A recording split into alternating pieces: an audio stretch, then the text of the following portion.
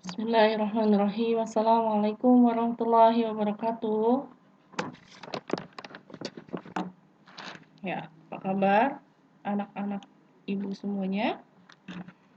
Semoga dalam keadaan sehat ya, tetap semangat dan disiplin waktu.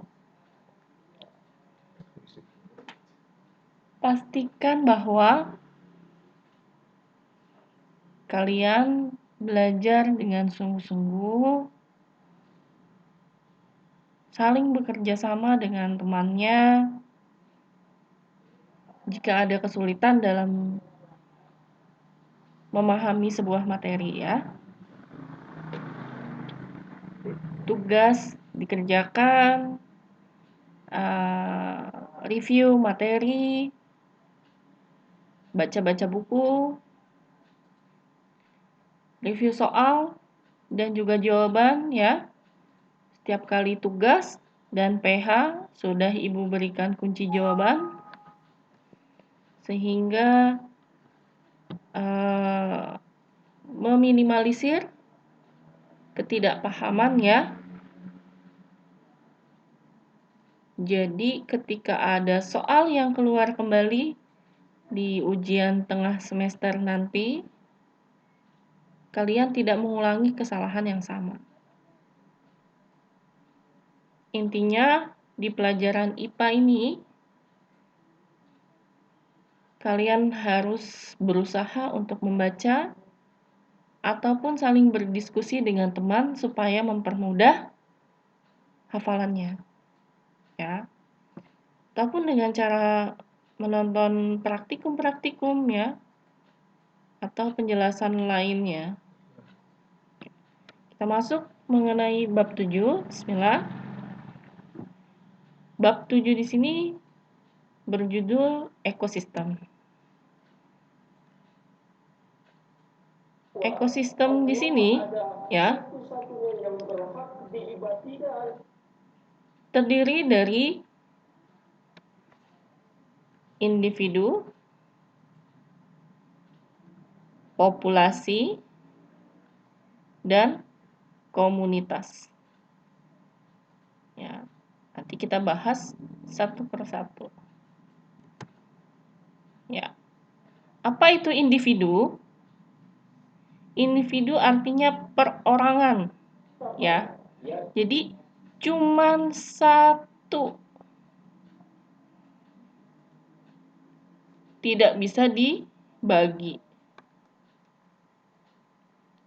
Nah, jadi kalau yang ditanyakan individu apa? Tidak dapat dibagi, ya. Tapi dalam ekologi berarti individu adalah, ya, dalam pengertian ekologis, secara ekologis, individu itu adalah satu organisme.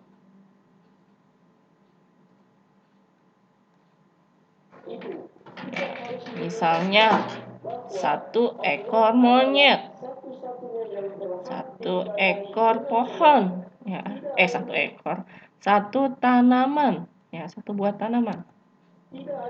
Atau enggak ini, satu ekor gajah, kalau cuma satu ya. Nah, tapi di sini adalah populasi. Berarti populasi di sini adalah harus sejenis. Terus tempatnya harus di tempat yang sama daerahnya. Keturunannya ya fertil, maksudnya adalah fertilisasi atau mempertahankan kelompoknya dengan cara berkembang biak.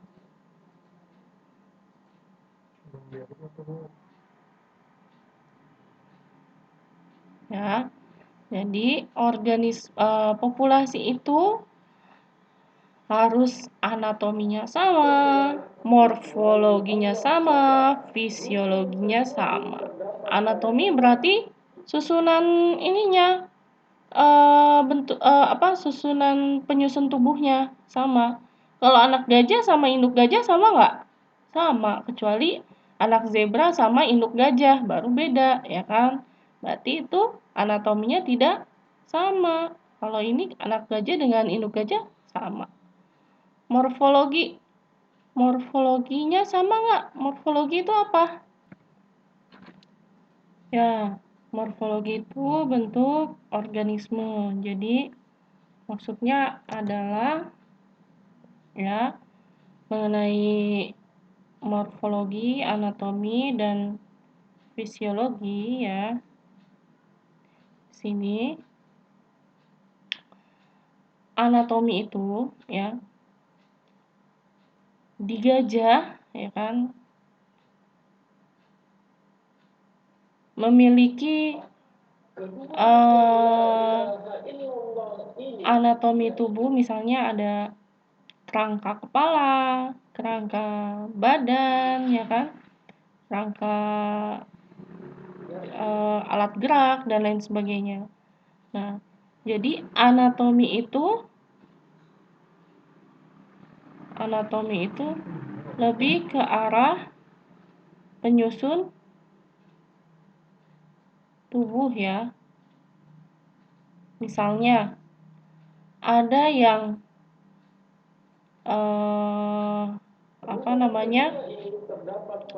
kemarin pas kita belajar tentang klasifikasi hewan ya kan, ada yang moluska ya kan.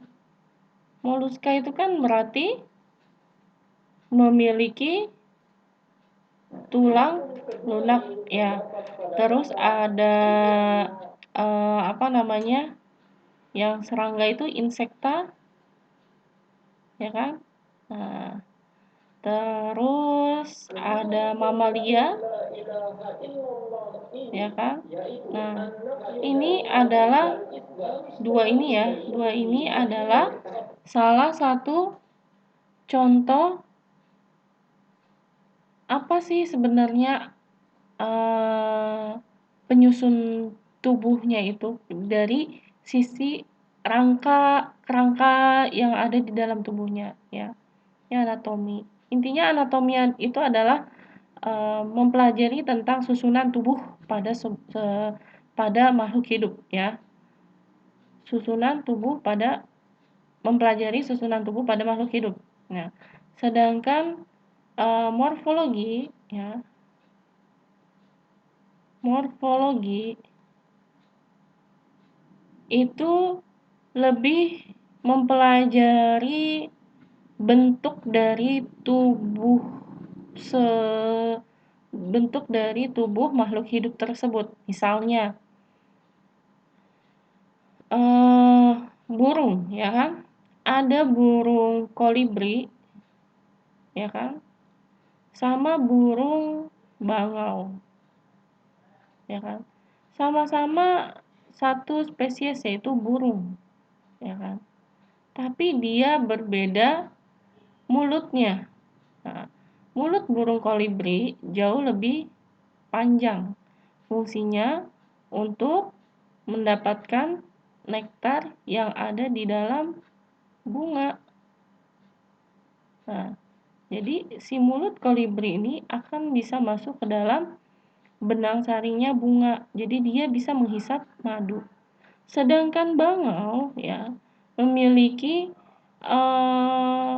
mulut ya yang bisa untuk menangkap ikan ya. Bisa menangkap ikan. Jadi di sini ikannya akan ditangkap kan. Jadi bentuk dari burung bangau dengan burung kolibri itu pastinya berbeda. Nah, ini dari sisi morfologinya. Nah, kemudian apalagi biasanya? Terus ular, ya kan? Ular kan macam-macam. Ada ular sanca, ya kan? ada ular kobra. Dua-duanya sama, memakan dengan cara melilit mangsanya. Tapi kalau ular kobra lebih banyak mengandalkan bisanya, sedangkan sanca lebih mengandalkan kekuatan dari otot-otot di tubuhnya, ya. Nah, ini masalah morfologi, ya, berarti dari bentuk bagian tubuhnya.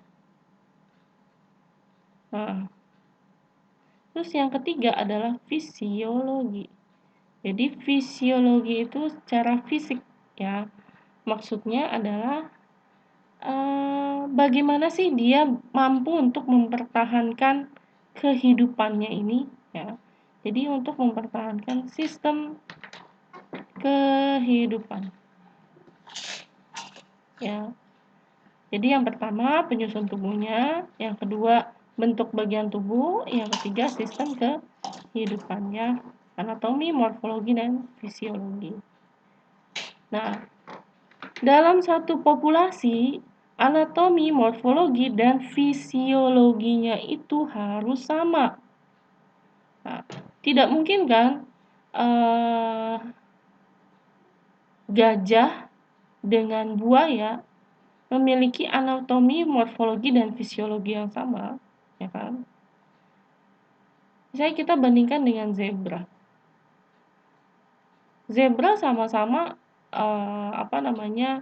hidupnya di padang pasir, sama-sama herbivora, tapi anatomi tubuhnya berbeda, morfologi tubuhnya juga berbeda. Sistem kehidupannya mungkin bisa sama fisiologinya, tapi dua ini dia berbeda. Nah, berarti itu bukan satu populasi, ya.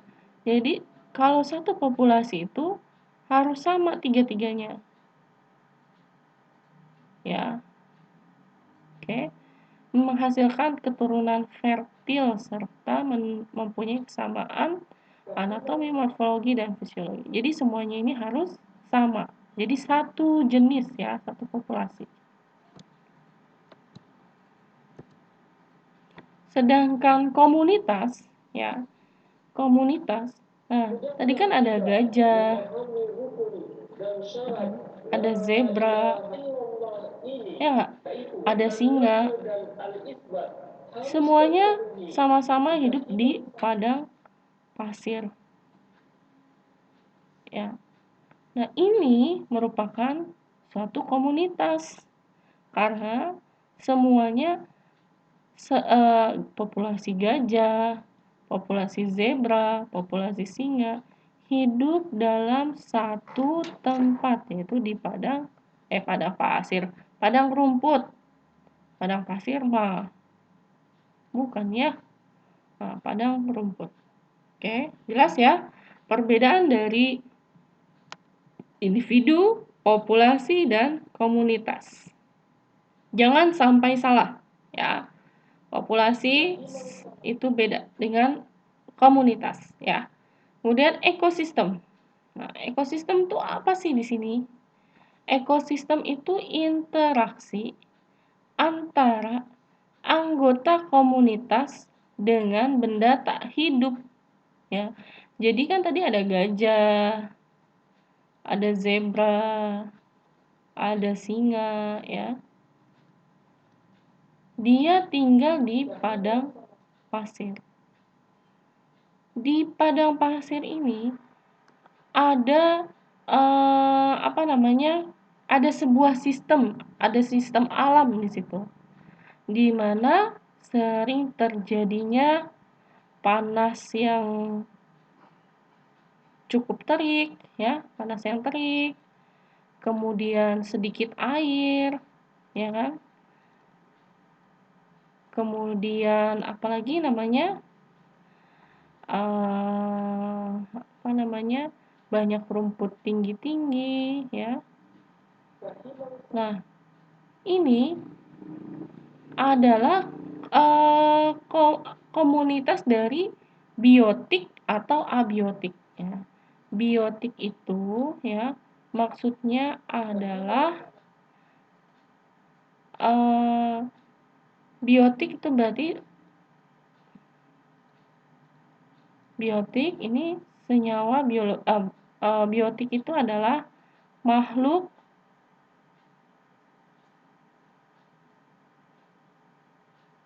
atau benda biologis. Sedangkan abiotik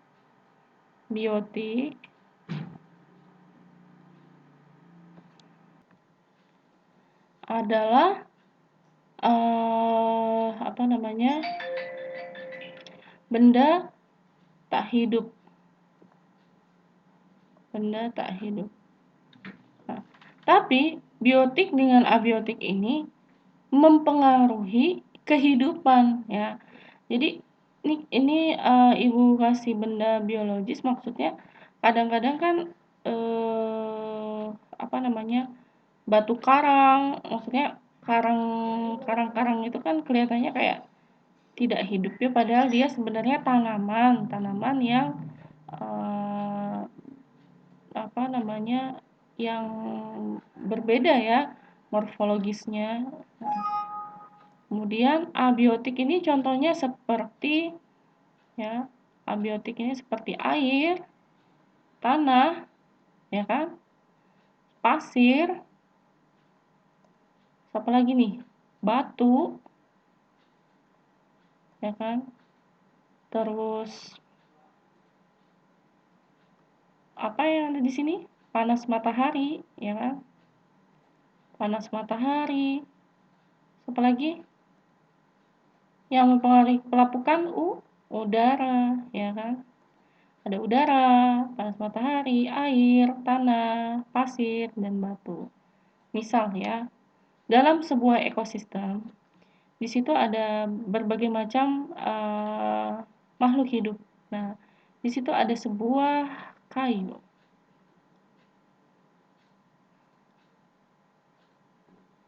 Sebuah batang kayu. Nah, batang kayunya ini tertetesi air dari hujan. Lama-kelamaan, batang kayu ini akan melapuk, ya, akan mengalami proses pelapukan. Ini adalah proses kimiawi yang dipengaruhi oleh benda tak hidup seperti abiotik ini, yaitu air, cahaya, dan udara. Maka tanaman di sini akan melapuk dan tumbuhlah jamur-jamur ataupun daun-daun kecil ya yang mulai saling bertumbuhan. Nah, datanglah serangga-serangga ataupun binatang-binatang yang lainnya yang nyaman di tempat melapuknya sebuah pohon ya. Jadi di situ ada ekosistem, yaitu interaksi antara air, pohon, dan organisme lainnya ya.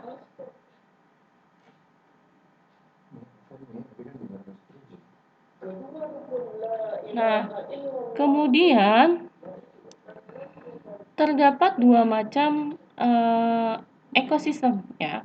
Ada ekosistem alami dan juga ada ekosistem buatan. Nah, ekosistem alami ini seperti laut ini, sungai ya, dan lain sebagainya. Tapi kalau aktivitas manusia, maksudnya ekosistem yang dibuat manusia itu seperti waduk, sawah ya, dan lain sebagainya. Nah, ini adalah biosfer. Biosfer merupakan kumpulan dari ekosistem. Ya. Jadi biosfer merupakan lapisan permukaan bumi dan atmosfer yang dihuni oleh seluruh makhluk hidup. Jadi biosfer ini lapisan yang ada di sini. Nih, yang ada di bumi ya. Nih, tuh. Nih, biosfer. Oke. Nah, ini tadi yang Ibu bilang, komponen dari abiotik ada air, tanah, matahari, dan udara. Nah, ini komponen biotik, ada tumbuhan sebagai produsen, karnivora, herbivora, dan omnivora sebagai konsumen, dan dekomposer atau dekomposer itu apa? Pengolah. Pengolah apa? Pengolah zat-zat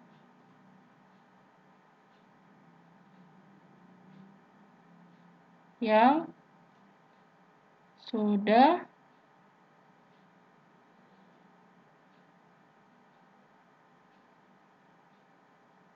sisa-sisa ya. Nih, intinya mah pengurai lah. Nih. Oke.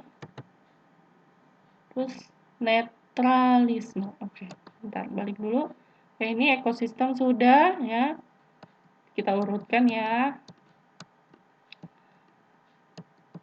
Individu, populasi, komunitas, ekosistem, dan biosfer. Oke, ada 5. Dari tingkatan paling atas, biosfer, terus ekosistem, kemudian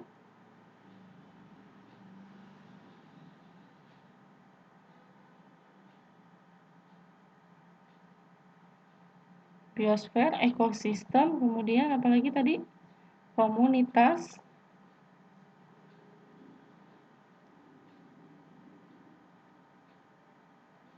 kemudian populasi, baru individu ya. Ini urutannya. Urutan dari tingkatan sebuah ekosistem ya. Nah, sekarang pola interaksi ya. Ada netralisme. Nah, karena ada ada tulisan pola ya, berarti di belakangnya ada isme, berarti sebuah yang maksudnya ada interaksi ya. Isme berarti pola interaksi ya. Netralisme ya, dari asal kata netral. Netralisme ya. Hubungan yang tidak saling mempengaruhi. Berarti dia tidak saling pengaruh antara organisme hidup yang lainnya pada habitat yang sama. Misalnya, kambing sama kodok ada di satu tempat yang sama. Tapi kambing makan rumput di siang hari, sedangkan kodok di malam hari makan serangga ya. Jadi tidak saling berpengaruh. Terus ada kompetisi ya. Saling berebut ya. Kompetisi merupakan bentuk interaksi antar individu sejenis atau antar populasi di mana individu atau populasi tersebut bersaing mendapatkan sarana untuk tumbuh dan berkembang. Contohnya nih, kambing makan rumput, kelinci juga makan rumput. Sama-sama keduanya berusaha untuk bertahan hidup, ya kan? Jadi mereka harus makan. Dan mereka harus sama-sama bertahan di wilayahnya. Misalnya kelinci bikin wilayahnya sampai sini, maka kambing wilayahnya sampai sini ya. Jadi sama-sama mempertahankan wilayahnya ya. Pernah lihat, mohon maaf ya, pernah lihat pipis sembarangan. Nah, kucing pipis sembarangan, nah itu dia berusaha untuk menandai lokasi dia berkuasa di mana gitu. Jadi menandai lokasi tempat hidupnya ya. Kemudian predasi. Nah, predasi ini asal kata dari predator ya. Karena interaksi maka sebutannya predasi. Predasi itu berarti ada pemangsa dan mangsa. Nih, ada ular dan tikus ya. Ular di sini adalah pemangsa. Sedangkan tikus adalah yang dimangsa. Pemangsa atau predator, ya kan? Nah, ini. Terus ada parasitisme. Berarti dia parasit. Parasit itu hidupnya bergantung kepada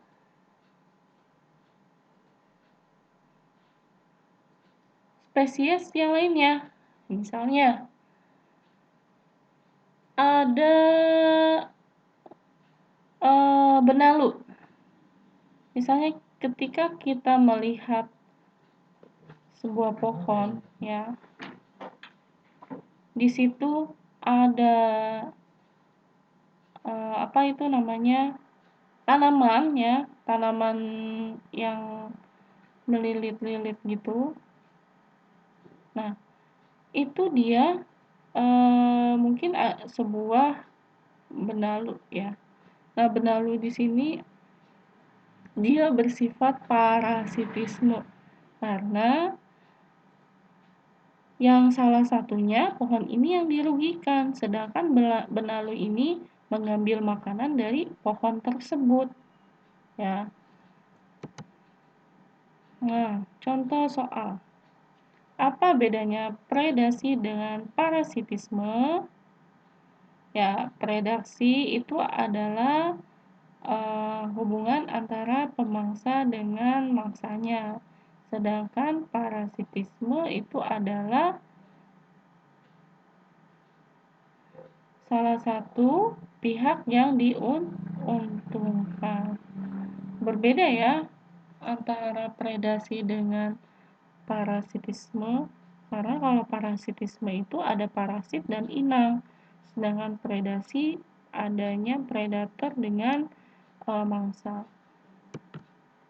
Nah, ini ada mutualisme. Nah, berarti ada saling menguntungkan. Nah, ini di sini ada lebah.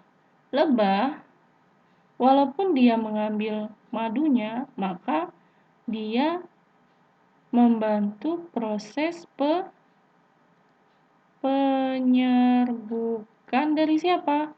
Dari sebuah bunga. Ya, penyerbukan bunga. Gimana caranya? Nih, ketika lebah hinggap di sebuah kelopak bunga ya, maka di sini ya, kaki-kaki dari lebah ini menempel di bunga-bunga yang lainnya. Maka bunga yang lainnya ini mengalami proses penyerbukan. Jadi lebah dengan bunga mengalami pola interaksi mutualisme ya. Nah, kemudian komensalisme ya. Nah, komensalisme di sini maksudnya adalah kita lihat ikan-ikan hiu, ikan-ikan kecil di bawahnya dan ikan hiu. Ikan kecil di bawahnya di sini dia berlindung di bawah ikan hiu ya. Tapi ikan hiu tidak dirugikan dan ikan kecil diuntungkan. Sehingga sifatnya pola interaksinya adalah komensalisme. Beda ya dengan parasitisme. Nah, ini adalah amensalisme ya. Amensalisme itu adalah interaksi organisme di mana salah satu organisme menghambat pertumbuhan organisme lain ya.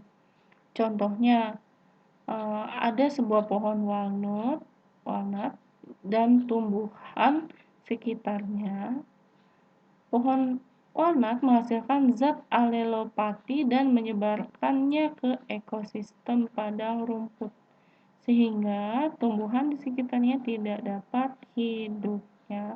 Jadi amensalisme itu memaksa tumbuhan lain untuk tidak bisa hidup di sekitarnya karena ada zat namanya zat alelopati ya yang disebarkan oleh pohon walnut ini sehingga tanaman yang lain tidak bisa hidup ya. Jadi amensalisme ini dia cuma pengen hidup sendiri saja, tidak pengen ada organisme lain tumbuh ya. Nah, ini adalah rantai makanan. Rantai makanan di sini kalian harus diingat ya, nak. Di dalam sebuah rantai makanan itu ada namanya konsumen, ya kan? Ada produsen, ada piramida makanan, ya kan?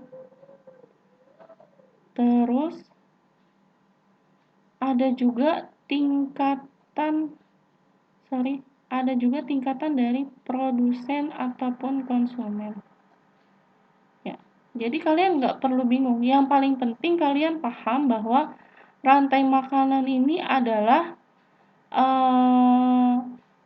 proses perpindahan energi melalui peristiwa makan dan dimakan ya. Jadi ada makan dan dimakan. Kayak misalnya ini, serangga makan rumput. Tapi serangga juga dimakan oleh misalnya lebah ya. Terus ini katak makan lalat. Ular makan katak atau tikus. Elang makan ular ya. Sama seperti ini. Jadi ada rantai makanan ya. Nah, ini adalah jaring-jaring makanan. Sama seperti kayak ini, jaring-jaring makanan ya. Jaring-jaring makanan itu adalah saling berhubungan satu sama lain. Misalnya, ini adalah sebuah tanaman ya. Tanaman di sini dimakan oleh kelinci, mencit, burung, dan serangga. Di sini ada burung pemakan biji ya. Nah, burung pemakan biji di sini memakan laba-laba dan serangga. Laba-laba dan serangga ya. Anjing hutan memakan kelinci, mencit ataupun burung ya. Ada 2. Terus elang ya, elang dan burung hantu memakan kelinci, mencit, burung dan burung pemakan biji. Terus laba-laba memakan serangga. Misal, yang kira-kira kalau seandainya serangga ini habis, maka serangga predator mendapatkan makanan tidak? Ya, tidak. Jadi yang pertama kali mengalami kerugian adalah serangga predator. Sedangkan laba-laba masih punya makanan yang lain, yaitu serangga predator. Sedangkan serangga predator tidak punya makanan lain, hanya serangga herbivora saja. Ya. Kemudian katak. Katak memakan laba-laba dan serangga predator, ya kan?